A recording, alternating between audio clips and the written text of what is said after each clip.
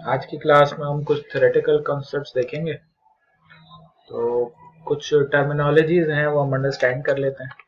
पहले हम बात कर लेते हैं कि भाई आर्टिफिशियल इंटेलिजेंस क्या चीज़ है। अच्छा, आर्टिफिशियल इंटेलिजेंस टर्मिनोलॉजी आपने कई दफ़ा सुन रखी है। तो इन जनरल जब हम बात करते हैं आर्टिफिशियल इंटेलिजेंस की, तो आर्टिफिशियल इंटेलिजेंस बेसिकली क्या है? It's a technology that enables computers to think and act like humans। तो ये देखें, इसमें दो चीज़ें इंपॉर्टेंट हैं। Number one is think and number two is act. तो हम ऐसी मशीन्स बनाना चाह रहे होते हैं जो इंसानों की तरह सोचे और इंसानों की तरह एक्ट करे।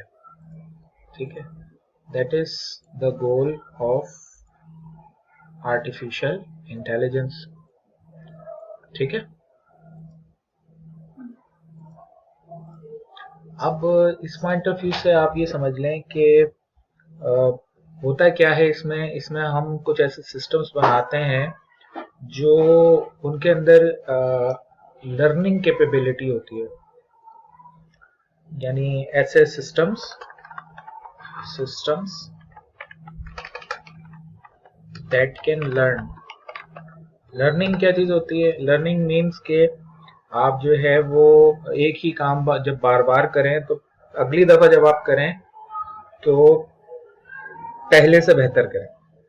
ठीक है, अच्छा, फिर इसमें जो है वो हम ये कहते हैं कि जनाब दो तरह से हम एआई की, अगर हम टाइप्स की बात करें, एआई टाइप्स, तो एआई की टाइप्स जो हैं वो या तो हम बेस्ड ऑन कैपेबिलिटीज कह सकते हैं कि भाई कैपेबिलिटीज पॉइंट ऑफ व्यू से इसकी टाइप्स हो सकती हैं, या फंक्शनैलिटी के हिसाब से एआई की टाइप्स डिफाइन कर सकते हैं। तो अगर हम कैपेबिलिटीज पॉइंट ऑफ व्यू से बात करें तो यानी अगर मैं कहता हूं बेस्ड ऑन कैपेबिलिटी, तो कैपेबिलिटी पॉइंट ऑफ व्यू से हमारे पास एक होती है जिसको हम कहते हैं नैरो एआई। ठीक है, फिर हमारे पास होती है जिसको हम कहते हैं जर्नल एआई। फिर हमारे पास होती है जिसको हम कहते हैं सुपर एआई। ये क्या है मैं भी बताता हूँ अभी। ये बेस्ड ऑन कैपेबिलिटी है। ठीक है, जबकि अगर हम बात करें बेस्ड ऑन फंक्शनैलिटी,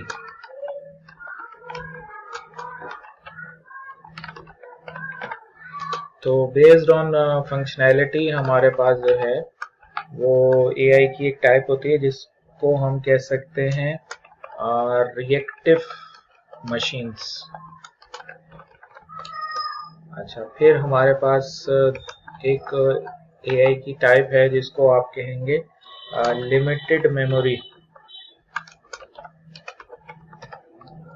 अच्छा, इसके अलावा आप मजीद इसको डिवाइड कर सकते हैं कि फंक्शनैलिटी पॉइंट ऑफ व्यू से हम कहते हैं थ्योरी ऑफ माइंड, ये इसके अंदर पढ़ा जाता है। It's a type of AI. ठीक है, बेस्ड ऑन फंक्शनैलिटी। और या फिर सबसे एडवांस सेल्फ अवेयर एआई। तो जब हम बात करते हैं फंक्शनैलिटी की तो हम कहते हैं कि we have 4 types of AI, और जब हम कैपेबिलिटी की बात करते हैं तो हम कहते हैं कि we have 3 types of AI. और एआई क्या है? It's a technology that enables computer to think and act like humans. सही है, कोई इसमें कंफ्यूजन तो नहीं है भाई? अच्छा, अब इसमें हम जो है वो पहले बात कर लेते हैं बेस्ड ऑन कैपेबिलिटीज के हिसाब से कि कैपेबिलिटीज पॉइंट ऑफ व्यू से जो हमने 3 टाइप्स की एआई देखी थी, तो वो कौन कौन सी हैं। तो उसमें देखें, हमने पहली जो थी उसको हमने कहा था नैरो एआई। नैरो एआई भी कहते हैं इसे। अच्छा, इसके लिए आप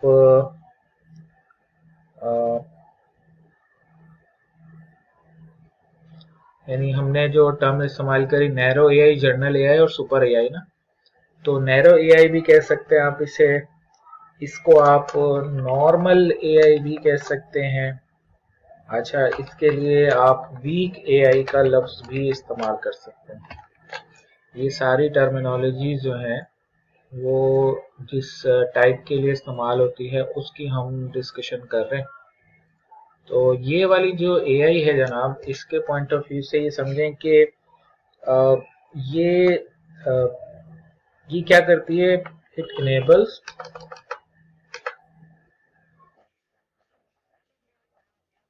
हाँ वो आ रहे हैं, वो इसमें आता हूँ अभी। तो अभी पहले एक आहिस्ता आहिस्ता आता हूँ उसके ऊपर, ठीक है। तो अब बेसिकली इसमें आप ये समझ लें कि these are types of AI ना। तो इट इनेबल्स, इसको आप कहेंगे इट इनेबल्स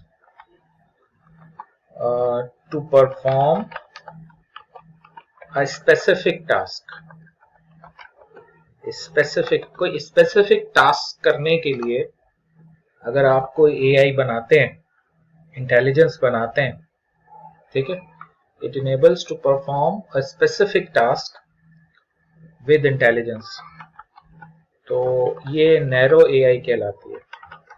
अच्छा, अब इसमें जो है ना एक टर्म आप समझें, that is intelligence. What is intelligence? तो अगर मैं आपसे पूछूं व्हाट इज इंटेलिजेंस, तो आप क्या बताएंगे मुझे? आपके ख्याल में इंटेलिजेंस किसे कहते हैं?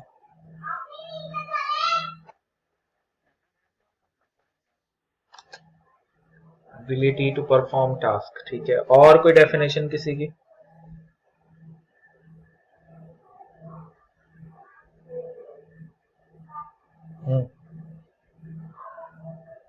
इंटेलिजेंस किस में होती है? ह्यूमंस में होती है।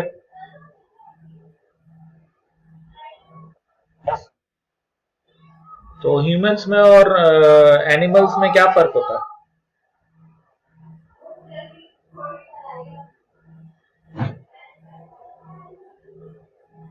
क्या एनिमल इंटेलिजेंट होते हैं?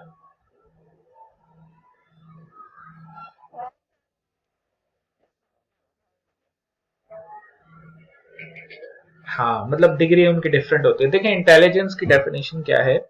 इंटेलिजेंस इंटेलिजेंस क्या होती है? इंटेलिजेंस को आप कहेंगे कि इसके 2 स्टेप्स हैं। स्टेप 1 क्या है इसका? स्टेप 1 ये है कि टू सेट अ गोल, ठीक है। यानी इंटेलिजेंट पर्सन जो होता है वो करता ये है कि वो एक गोल सेट करता है। गोल सेट करना ये बेसिकली इंटेलिजेंट होने की निशानी है। और फिर आगे क्या करता है? Perform some action to achieve that goal, that is intelligence. यानी सिर्फ एक्शन परफॉर्म करना इट्स नॉट इंटेलिजेंस, बल्कि you need to set a goal, सही है। और फिर गोल सेट करने के बाद उस गोल को अचीव करने के लिए कुछ स्टेप्स लेना, दिस इज इंटेलिजेंस। सही है, मेरी बात समझ में आ रही? तो अब basically narrow AI, it's one of the type of AI. Narrow AI क्या है? नैरो एआई ये है कि आप जो है वो बेसिकली एक जो है ना वो ऐसी एआई या इंटेलिजेंस बना रहे हैं जो किसी स्पेसिफिक टास्क के लिए हो।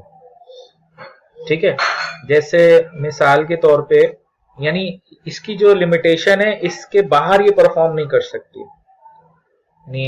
इसको इसके लिए आप जो है ना वो ये कहते हैं कि fails to perform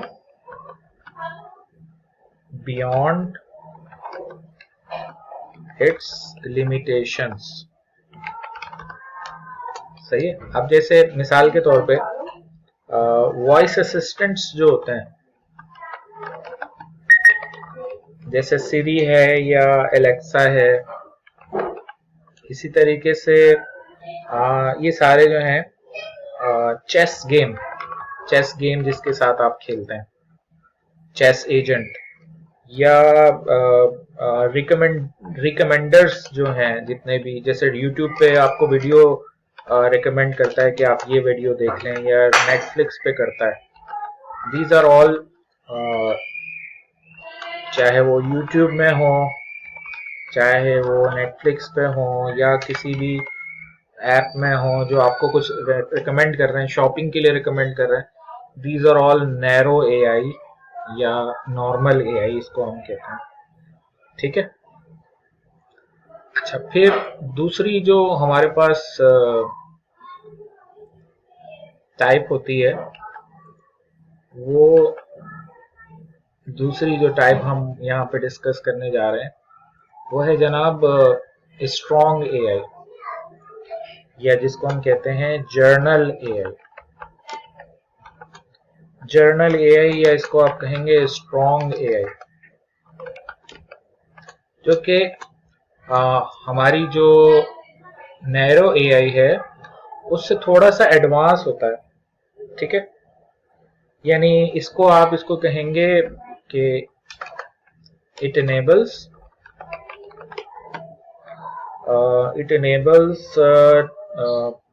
to perform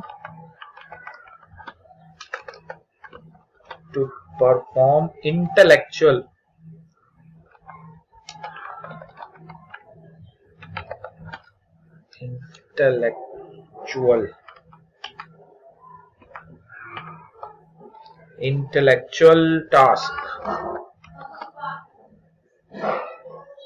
ठीक है, as efficiently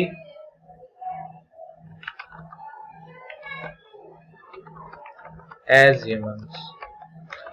यानी ये ऐसे काम करते हैं जो जैसे ह्यूमंस भी बहुत सारे काम करते हैं ना। अब मिसाल के तौर पे आप देखते हैं कि एक आदमी जो है वो बर्फ तोड़ रहा है, एक आदमी जो है वो पानी पी रहा है, एक आदमी भाग रहा है, एक आदमी जो है ना वो बैठा हुआ है, चल रहा है। लेकिन एक होता है इंटेलेक्चुअल काम करना कोई, यानी जब आदमी कोई ऐसा काम कर रहा होता है तो आप कहते हैं he is an intellectual person. ठीक है, तो बेसिकली लर्निंग इसके अंदर आ जाती है। ठीक है, यानी इसमें जो एजेंट होता है वो अपने सराउंडिंग्स को अंडरस्टैंड करता है और खुद डिसीजन लेता है। ठीक है, तो ये जो रोबोट्स हैं ये इसकी एक एग्जांपल हैं, जो कि खुद अपने आप को जो है मतलब रोबोट जो है ना उसको चेस जो खेलता है आपके साथ, वो सिर्फ चेस खेल सकता है और कुछ नहीं कर सकता। लेकिन अब जो रोबोट है उसको बहुत सारे काम करने होते हैं। ठीक है, और इसमें सेल्फ कॉन्शियस होता है जो आपकी एआई होती है, उसको पता होता है कि आई एम समथिंग, उसके अंदर मैं का कॉन्सेप्ट होता है।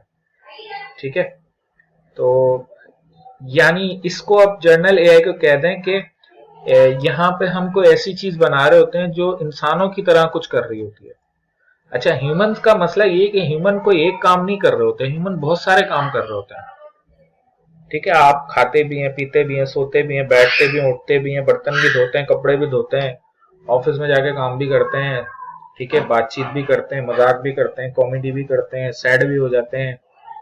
ठीक है, तो ये वाली जो चीजें होती हैं ना, ये सिर्फ ह्यूमंस के अंदर ही हैं। ठीक है, तो लिहाजा ये अच्छी तरह समझ लें कि we have not achieved this journal or strong AI yet। ठीक है, क्वाइट चैलेंजिंग है ये, और इट्स अ थ्योरेटिकल कॉन्सेप्ट, और इसके अंदर अब डेवलपमेंट हो रही है। सही है, यानी हम ये कहेंगे कि रिसर्चर्स जो है इस पे काम कर रहे हैं, अभी इस पे काम हो रहा है। It's a work in progress. सही। ज्यादातर जो काम हो चुके हैं या हो रहे हैं वो ये वाले हो रहे हैं, स्पेसिफिक उसके लिए आप कोई चीज बना रहे हैं और वो इस्तेमाल कर रहे हैं। ये वाला जो काम है ये भी रिसर्च में है, लोग कर रहे हैं, किसी हद तक अचीव कर लिया है, किस तक कर लिया है। बेसिकली ये जो इसके लिए जो आप टर्म इस्तेमाल कर सकते हैं, लर्न एंड अडॉप्ट।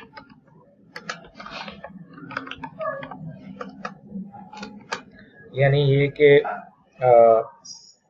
इसमें जो है वो जो आपकी मशीन, जो भी आपने इंटेलिजेंस बनाई है, तो ये बेसिकली सेल्फ कॉन्शियस होगी और ये क्या करेगी कि अंडरस्टैंड करेगी, लर्न करेगी, अडॉप्ट करेगी।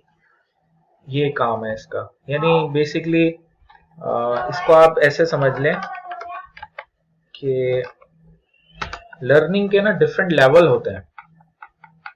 सही है, यानी आप इसको ऐसे समझें कि मिसाल के तौर पे आपको सबसे पहले ना किसी चीज की नॉलेज होती है। सही है, फिर नॉलेज के बाद नेक्स्ट लेवल पे आप उसको अंडरस्टैंड करते हैं, फिर उसको अप्लाई करते हैं, और फिर अप्लाई करने के बाद नेक्स्ट लेवल पे जाके आप उसको इवैल्यूएट करते हैं, और इवैल्यूएट करने के बाद फिर आप उसको जो है वो इवैल्यूएट से पहले उसको एनालाइज करते हैं। इवैल्यूएट करने के बाद फिर आप आते हैं क्रिएशन के ऊपर। तो बेसिकली जो नॉलेज है वो इस तरीके से, यानी इसको आप कह लें कि लर्निंग कह लें इसे,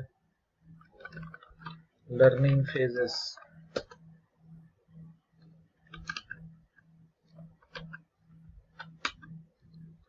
यानी होता क्या है कि छोटा बच्चा जो होता है ना, उसको इनिशियली रट्टा लगवाया जाता है, ये होता है, ये होता है, ये होता है।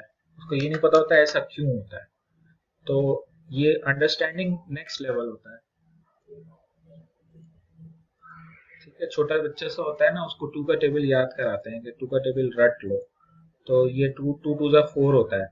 अब टू टू जा फोर होता है, दैट इज अ नॉलेज क्यों होता है, ये नेक्स्ट लेवल है। फिर जब टू टू जा फोर होता है तो फिर उसको अप्लाई करना, फिर टू टू जा फोर क्यों होता है, टू टू जा फोर थ्री क्यों नहीं होता, फिर इवेल्युएट करना, और फिर ये कि ये सबसे आखिरी क्रिएशन जो है ना, इसको हम जैसे उर्दू में हम इसके लिए लफ्ज इस्तेमाल करते हैं तख्लीक।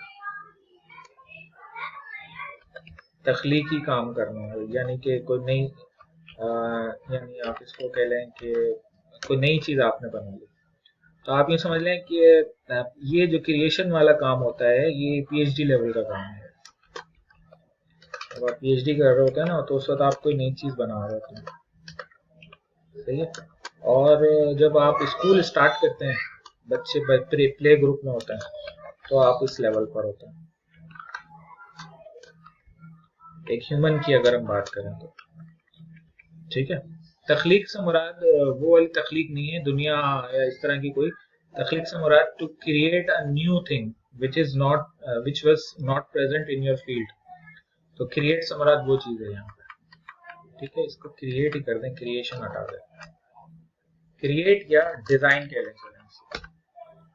ठीक है, तो बेसिकली ये जो है ना जर्नल एआई, इसमें हम अभी इसके कुछ स्टेजेस पर हैं, अभी यहाँ पर नहीं पहुंचे, हम इस लेवल के नहीं बना सके अभी तक कि वो कोई नई चीज बनाए, कोई एक वो करें बहरहाल, लेकिन ये अभी ये वर्क इन प्रोग्रेस है।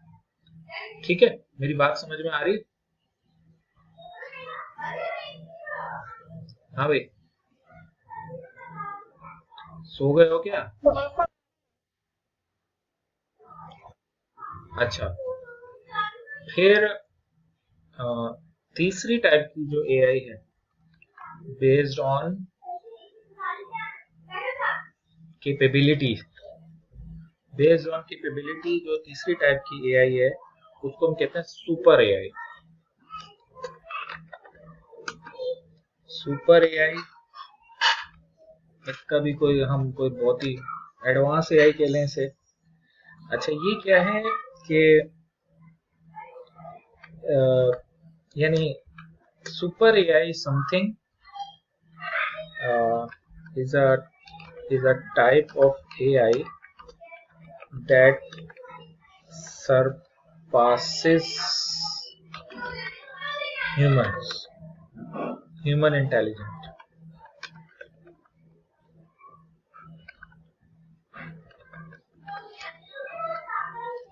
and can perform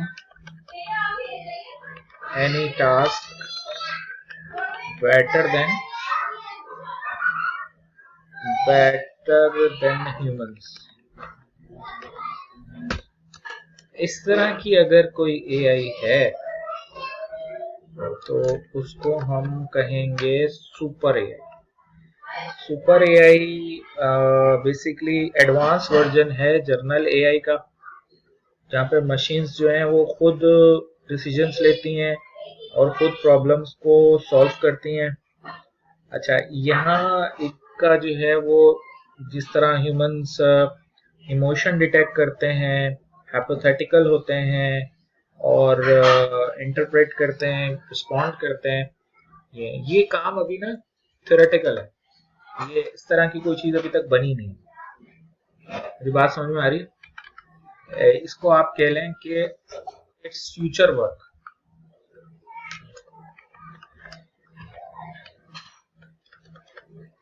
सही है। जब हम यहाँ ये अचीव कर लेंगे, ये वाले कर लेंगे, तो फिर हम सुपर एआई की तरफ जाएंगे। ठीक है। अब ये जो उसमें बहस हो सकती है कि हम ऐसी कोई चीज कैसे बना सकते हैं जो हमसे भी बेहतर हो, तो ये एक अलग बहस है भारत। लेकिन हम ये अभी बात कर रहे हैं बेस्ड ऑन कैपेबिलिटीज। तो बेस्ड ऑन कैपेबिलिटीज ये सबसे ज्यादा जो आपको आजकल चीजें नजर आती हैं वो सब नैरो एआई में। ठीक है। और ये जो रिसर्च हो रही है वो भी जर्नल एआई में हो रही है, और इन फ्यूचर जो है वो हम सुपर एआई की तरफ जाएंगे। ठीक है। कुछ हम ऐसे काम करने लगे हैं जो कि बेहतर हैं एज कम्पेयर टू ह्यूमंस, लेकिन ये कि वो बेहतर नहीं है, वो जल्दी करते थे। यानी कंप्यूटर या जो एआई एजेंट्स हैं, अगर मैं कोई काम जो है वो 2 महीने में करूंगा तो वो 2 दिन में कर देते हैं। तो इट्स नॉट के वो बेटर है हमसे, वो ये है कि हमसे जल्दी कर रहे हैं।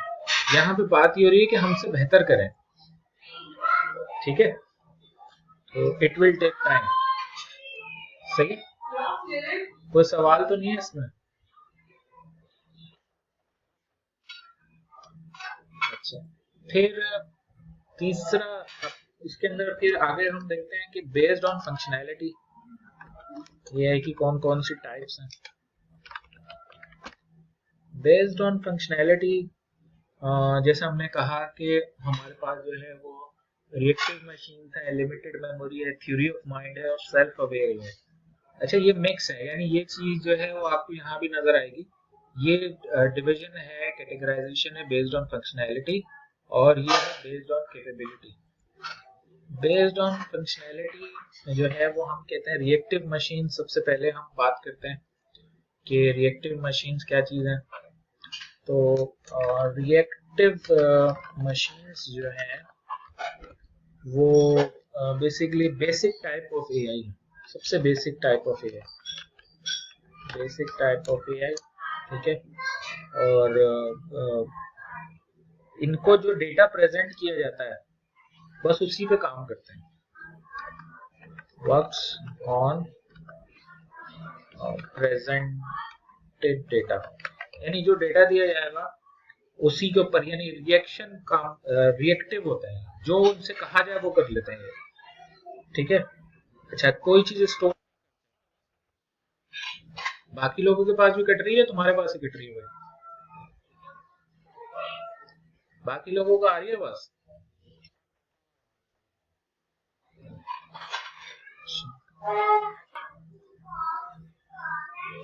अच्छा जी, तो हम बात कर रहे थे रिएक्टिव मशीन्स के ऊपर।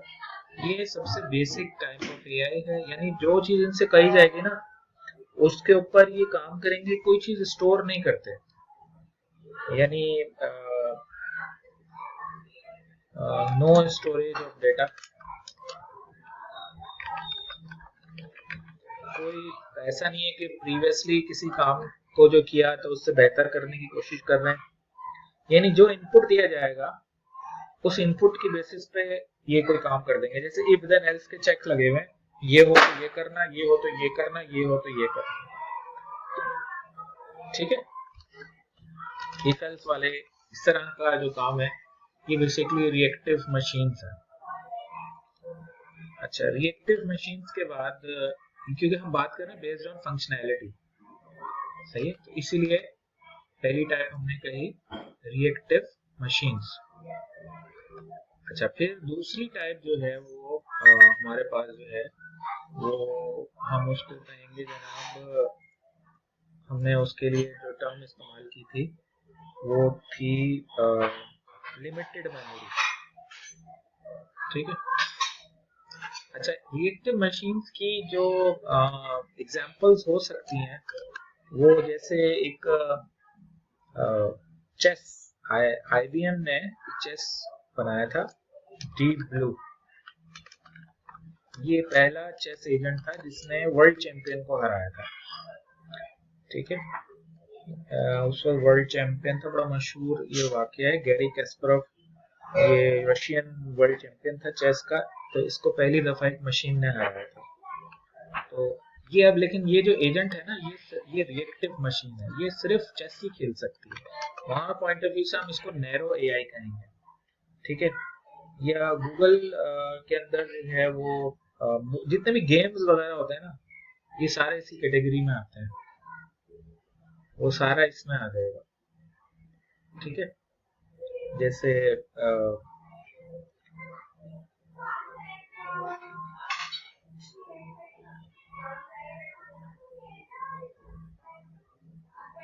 यानी इनके अंदर जो है ना वो ऐसा नहीं है कि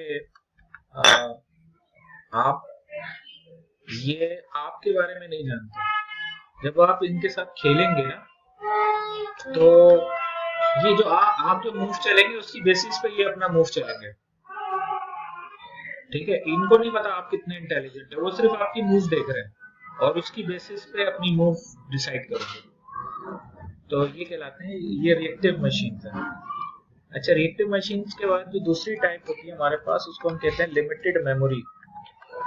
लिमिटेड मेमोरी से मुराद के रिएक्टिव मशीन में मेमोरी कोई चीज नहीं होती है, बस इनको ये पता होता है कि ये है तो ये करना है, ये है तो ये करना है। ये जो लिमिटेड मेमोरी वाले हैं इसके अंदर जो है ना वो थोड़ी सी स्टोरेज कैपेबिलिटी आ जाती है, लेकिन स्टोर समथिंग। ठीक है, सबसे ज्यादा आजकल यही इस्तेमाल होता है। इसको आप कह देंगे कि इट कैन स्टोर क्या लफ्ज इस्तेमाल करना चाहिए कि पास्ट एक्सपीरियंस से मुराद यहाँ पे डेटा है मशीन पॉइंट ऑफ व्यू से, और एंड लर्न फ्रॉम देम। सही है, और क्यों करते हैं learn? To improve future outcomes. तो ये लिमिटेड रिएक्टिव से ये थोड़ा सा बेहतर है, और इनकी के ये जो है ना वो कुछ इनके पास कैपेबिलिटी होती है। एक्चुअली में हमारा भी यही कॉन्सेप्ट होता है, हमारी जो याददाश्त है ना, that is our main weapon. यानी बचपन से लेके आज तक हम बहुत कुछ अपने दिमाग में स्टोर करते हैं, और that storage is basically our personality. तो जो कुछ भी हमारे दिमाग में है, जिस एनवायरनमेंट में आप रहे हैं, वही आपको वो बनाते हैं जो आप हैं। तो ये मेमोरी अगर आप निकाल जाए, एक बंदा याददाश्त खो जाए तो उसको कुछ भी नहीं है, उसको तो कुछ भी नहीं आता।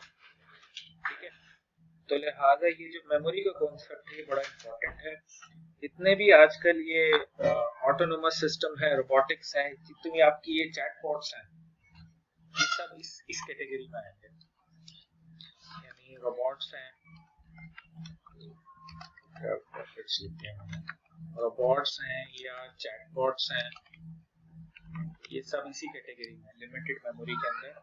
लिमिटेड मेमोरी इसलिए कह रहे हैं इसको क्योंकि ह्यूमन मेमोरी जो है ना वो लिमिटेड नहीं है, यानी कभी ऐसा नहीं होता कि आपके दिमाग में से आवाज आती है कि मेमोरी इज फुल, लेकिन हार्डवेयर कभी ना कभी तो फुल होता ही है, हमें पता है कि कितना है, इनफाइनाइट नहीं है हार्डवेयर ना, फाइनाइट है, इसलिए लिमिटेड मेमोरी कह रहे हैं।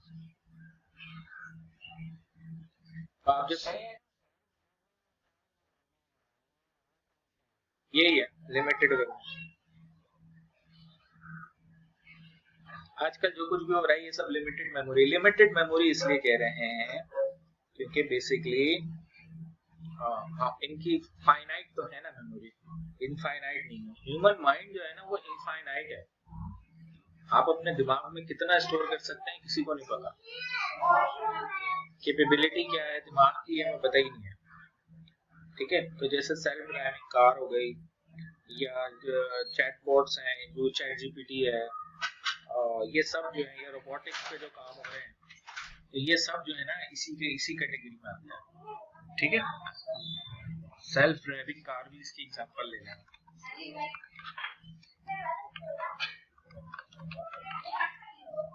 सही। अच्छा, फिर उसके बाद जो है वो मजीद जो है वो हम आगे चलें तो हमारे पास अगला जो कॉन्सेप्ट आता है वो आता है थ्योरी ऑफ माइंड। ये कैपेबिलिटीज पॉइंट ऑफ व्यू से बात, फंक्शनैलिटी पॉइंट ऑफ व्यू से बात हो रही है। थ्योरी ऑफ माइंड क्या है? It's a type of AI, ठीक है। कि जब एआई जो है वो यानी आप थ्योरी ऑफ माइंड की बात करेंगे कि आप कहेंगे कि it could understand human emotions या बिलीव्स, या अभी आप चैट जीपीटी से कलमा पढ़वा लें, चैट जीपीटी मुसलमान तो नहीं हुआ ना?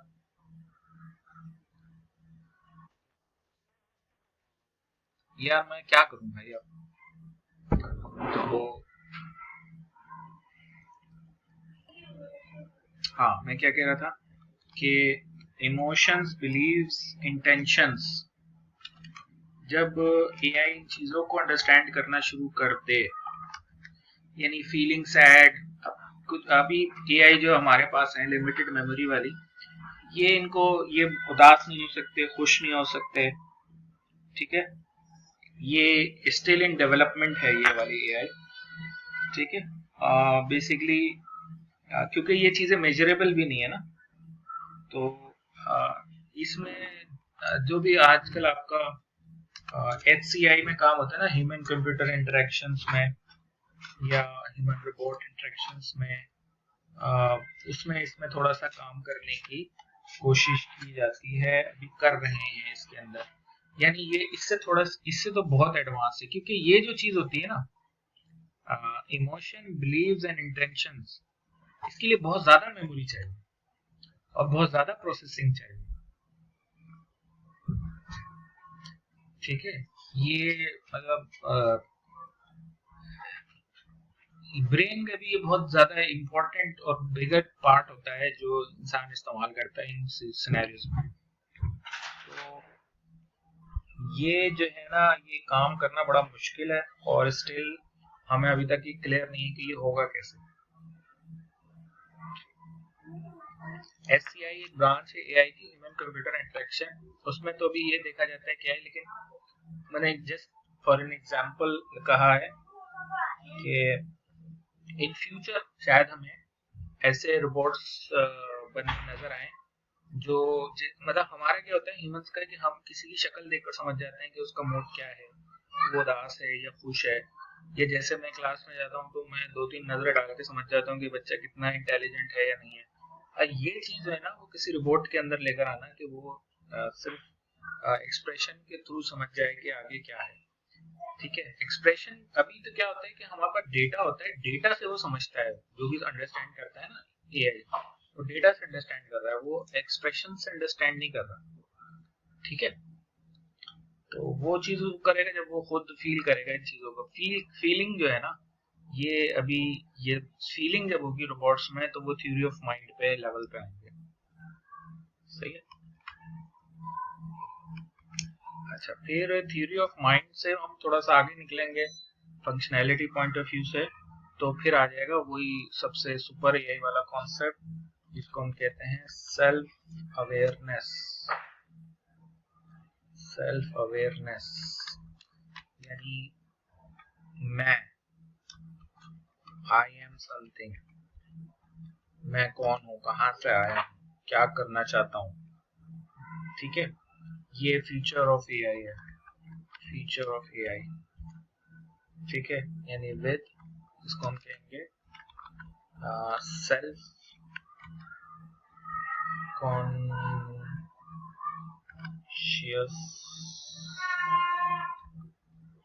Self consciousness.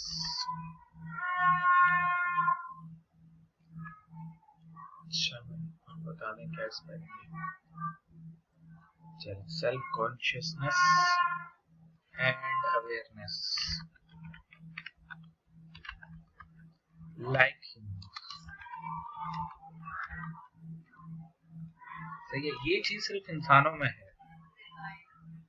ठीक है, अब ये चीज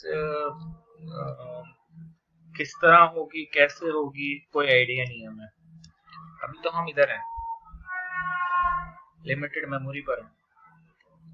ठीक है, ये वाला भी अभी नहीं हुआ है, इसकी कोई खास एग्जांपल नहीं है। सही है, तो इस पे भी हम थ्योरी ऑफ माइंड पे भी अभी नहीं पहुंचे।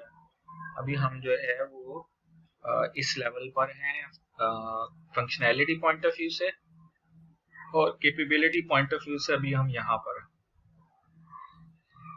ठीक है, ये अचीव हमने कर लिया है, ये यहाँ पर है। इधर अगर हम देखें तो अभी हम यहाँ पर हैं, इधर अभी काम चल रहा है। ठीक है, कोशिश कर रहे हैं कि ऐसे सिस्टम्स बना सकें जो ह्यूमन इमोशंस को अंडरस्टैंड कर सकें। ठीक है, अच्छा, फिर कुछ हमारे पास टर्मिनोलॉजीज हैं, वो अगर हम अंडरस्टैंड कर लें तो इसमें कोई सवाल तो नहीं है यहाँ तक जो मैंने पढ़ा। इसमें मजीद हम जो अंडरस्टैंड करने जा रहे हैं वो कुछ टर्मिनोलॉजीज हैं एआई के अंदर,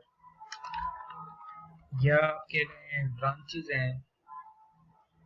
ठीक है, टर्मिनोलॉजी मैं इसलिए लिख रहा हूँ कि इसमें कुछ ब्रांचेस के अलावा भी चीजें हैं। सही है, मिसाल के तौर पे AI, artificial intelligence, it's a terminology. क्या है कि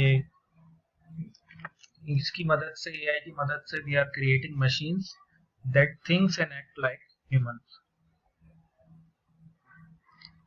आर्टिफिशियल इंटेलिजेंस, इंसान के दिमाग में जो है वो इंटेलिजेंस है, उसकी मदद से जो हम बना रहे हैं दैट इज आर्टिफिशियल इंटेलिजेंस। फिर है ना मशीन लर्निंग, इसको हम एमएल भी कहते हैं। मशीन लर्निंग क्या है? ये एआई की ब्रांच है, सबसेट ऑफ एआई। ये क्या है कि इट एनेबल्स, क्या कहेंगे इसको, systems to learn from data and improve their performance. ठीक है, लर्निंग कैपेबिलिटी इनसाइड मशीन्स। अच्छा, फिर एक टर्म हम इस्तेमाल करेंगे डीप लर्निंग। ये मैं बाद में तफसील से बता दूंगा, अभी सिर्फ टर्म्स बता रहा हूँ कि ये चीजें जो हैं वो होती हैं। डीप लर्निंग क्या चीज है? ये it is also a branch of machine learning, या इसको डोमेन कह लें, डोमेन ऑफ मशीन लर्निंग। इसमें न्यूरल नेटवर्क्स इस्तेमाल होकर ह्यूमन ब्रेन की तरह जो है, जैसे ह्यूमन ब्रेन के अंदर भी न्यूरॉन्स होते हैं, तो उनकी डिफरेंट लेयर्स होती हैं, तो इसकी मदद से एनालिसिस करता है डेटा की और प्रिडिक्शन करता है, तो दैट इज डीप लर्निंग। अच्छा, फिर एक न्यूरल नेटवर्क की जैसे मैंने टर्म इस्तेमाल करी, न्यूरल नेटवर्क्स क्या होता है? तो एक होता है बायोलॉजिकल न्यूरल नेटवर्क और एक होता है आर्टिफिशियल न्यूरल नेटवर्क। तो ये आर्टिफिशियल न्यूरल नेटवर्क वो है जो हम मशीन में बनाते हैं, ANN। तो ANN से मुराद है artificial neural networks. Human brain like neurons बनाने की हम कोशिश करते हैं, जो ह्यूमन की तरह तो नहीं होते हैं, उस जैसी करने की कोशिश करते हैं। ठीक है। फिर एक टर्म इस्तेमाल होती है NLP। NLP से मुराद है नेचुरल लैंग्वेज प्रोसेसिंग, NLP। ठीक है। NLP क्या है कि कंप्यूटर और ह्यूमन के दरमियान जो इंटरेक्शन हो रही है वो अब तक कोडिंग के थ्रू होती है, लेकिन अब आप चैट जीपीटी से बात कर सकते हैं, किसी भी लैंग्वेज में बात कर सकते हैं, उर्दू में, इंग्लिश में, वो आपके साथ इंटरेक्ट करेगा, आपको जवाब भी देगा। तो ये बिकॉज ऑफ NLP ये हो रहा है। ठीक है। अच्छा, फिर एक टर्म, एक ब्रांच है जिसको हम कहते हैं computer vision, CV। Computer vision क्या चीज है कि विजुअल डेटा की मदद से अगर हम कोई इनपुट दे रहे हैं ना, एक तो ये कि मैं टाइप कर रहा हूँ सिस्टम में, एक एक उसको तस्वीर दिखा रहा हूँ, तो तस्वीर देख के वो समझे कि मैं क्या कहना चाह रहा हूँ, तो ये कंप्यूटर विजन है। ठीक है। विजुअल डेटा उसको दिया गया। अच्छा, फिर एक चीज होती है जिसको हम कहते हैं रीइंफोर्समेंट लर्निंग। ठीक है। रीइंफोर्समेंट लर्निंग जो है वो it's combine is a mixture of supervised and unsupervised learning। Learning की बेसिकली जो है ना, वो आप समझ लें कि 3 टाइप्स हैं, सुपरवाइज, अनसुपरवाइज और रीइंफोर्समेंट लर्निंग। ये मशीन लर्निंग के अंदर हम ये देखेंगे। सुपरवाइज लर्निंग, इसमें लर्निंग के लिए एक सुपरवाइजर का होना जरूरी है, विदाउट सुपरवाइजर नहीं हो सकती। सही है। फिर हमारे पास अनसुपरवाइज लर्निंग होती है।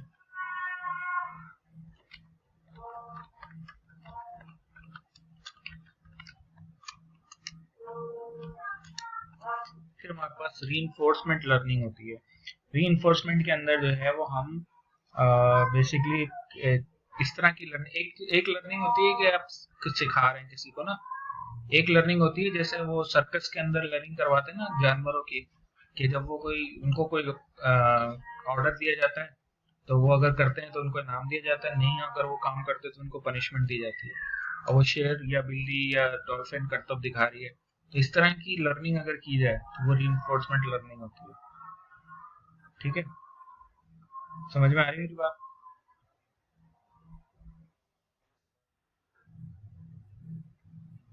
अच्छा, फिर एक ट्रांसफर लर्निंग भी होती है। लर्निंग की एक और टाइप है, ट्रांसफर लर्निंग।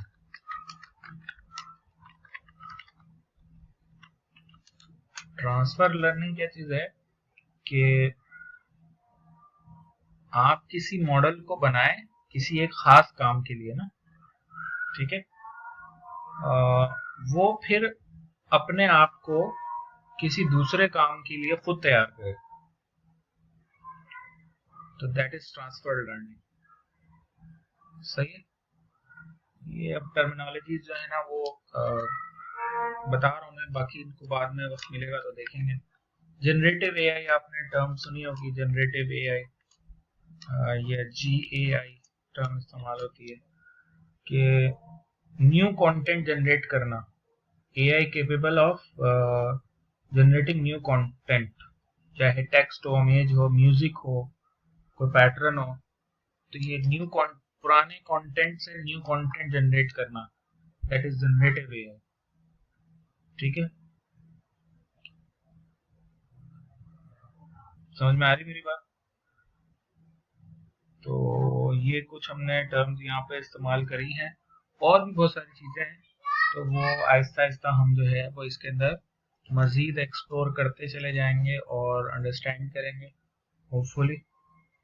ठीक है जनाब, तो अभी मेरा ख्याल है काफ़ी है आज के लिए इतना, बाकी फिर हम इसके अंदर मज़ीद डिस्कशन बाद में करेंगे। कुछ सवाल है आपका तो?